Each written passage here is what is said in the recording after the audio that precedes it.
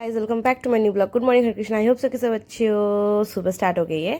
तो आज था रथ यात्रा। मतलब सुबह सुबह मैं यहाँ पे नहा चुकी थी। मैंने अपना खाना वाना खाया एंड मैं रेडी हो गई यहाँ पे इतनी सी प्यारी सी बन के। ठीक है। तो फिर मैंने ये साड़ी पहना था। और मतलब इस दिन इतना ट्रॉमा हुआ, इतना गंदा, इतना फालतू सारा चीज़ हुआ ना। मतलब मैं आपको बता नहीं सकती कि क्या क्या हुआ अल्टीमेटली। ठीक है, हम धीरे धीरे बताएंगे ब्लॉग में जैसे जैसे बढ़ेंगे। पर मैं और बृष्टि रेडी होकर चले गए थे क्योंकि वो भी साड़ी पहनी थी, तो हम दोनों ही गए थे। क्योंकि हम लोग अगले साल भी गए थे और इस साल भी जाना था। मौसम देख के लग रहा था कि नहीं बारिश होगा, या फिर देखो कितना काला घना बारिश, मतलब धूप निकला हुआ ये है।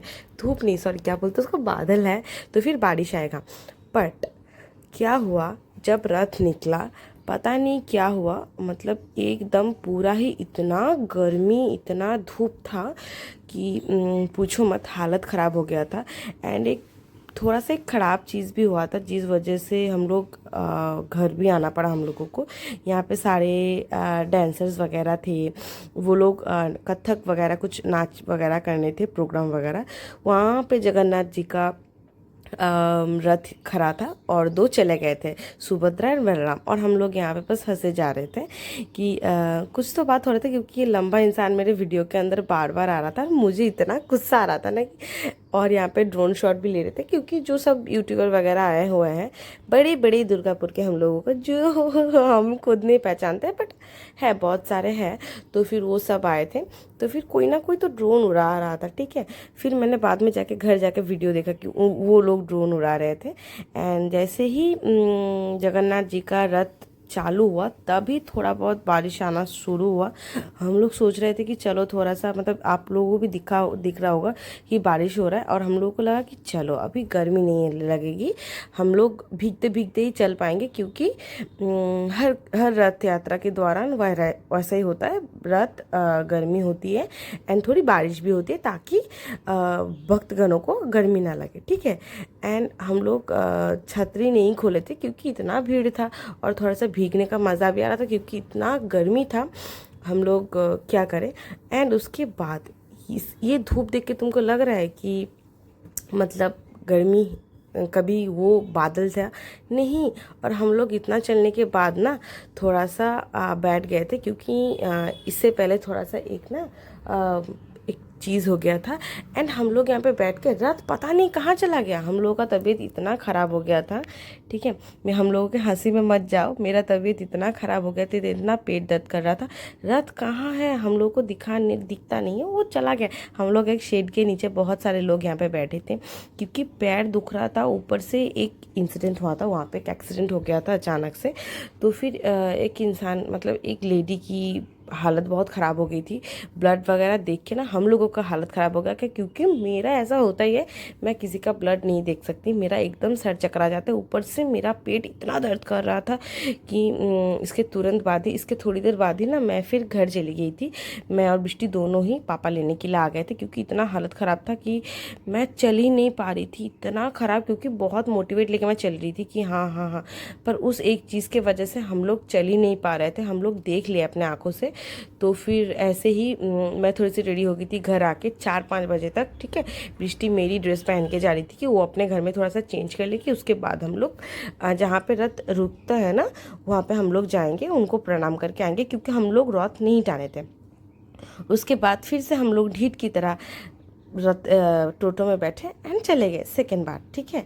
फिर मतलब उस दिन थोड़ा सा हम लोगों का ऐसा लग रहा था कि कुछ तो मिसिंग है, क्या हो गया, ऐसा तो नहीं होना चाहिए था। अब बादल देखो, मतलब यहाँ पे बहुत अच्छा खूबसूरत पैंडल हुआ था, पर बादल देख के लग गएगा नहीं कि सुबह का हालत ऐसा था। ठीक है। इतनी गर्मी, इतना पसीना, और तब तक रथ भी आ गया था वहाँ पे, तो हम लोग वो भी देखे और इतना खूबसूरत लग रहा था। रेनबो आ गया था, सारा एक एक करके रथ घुस रहा था। हम लोग मतलब इतने भीड़ में इधर उधर कहीं ना कहीं तो ढूंढ रहे थे कि यार। ठीक है। फिर ये एक दो चीज़ लेके जा रहे थे जिसमें भगवान उतरेंगे।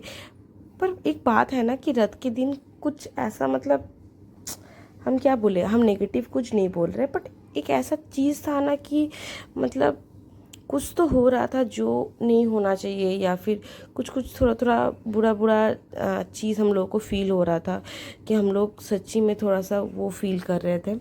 ठीक है, हम लोग ये वाला रथ इस बार नहीं खींच पाए, उल्टा रथ के दिन भी हम लोग नहीं खींच पाए। हम लोग रथ के सामने ही बैठे थे क्योंकि हम लोग का पैर का हालत इतना ख़राब हो गया था, ऊपर से तबीयत भी इतना ख़राब था कि हम लोग चल भी नहीं पा रहे थे और बैठ भी नहीं पा रहे थे। कोइंसिडेंटली बृष्टि और मेरा ड्रेस पर्पल पर्पल हो गया था गाइस। तो हम लोगों को थोड़ा सा भूख भी लग गया था कि हम क्या खाएं। फिर हम लोगों ने सोचा छोड़ो सब कुछ, हम लोग आइसक्रीम खाए, और आइसक्रीम का फ्लेवर भी इतना गंदा निकला, हम लोगों को एक्सपेक्टेशन ही नहीं रहा अब कि और कुछ होगा भी।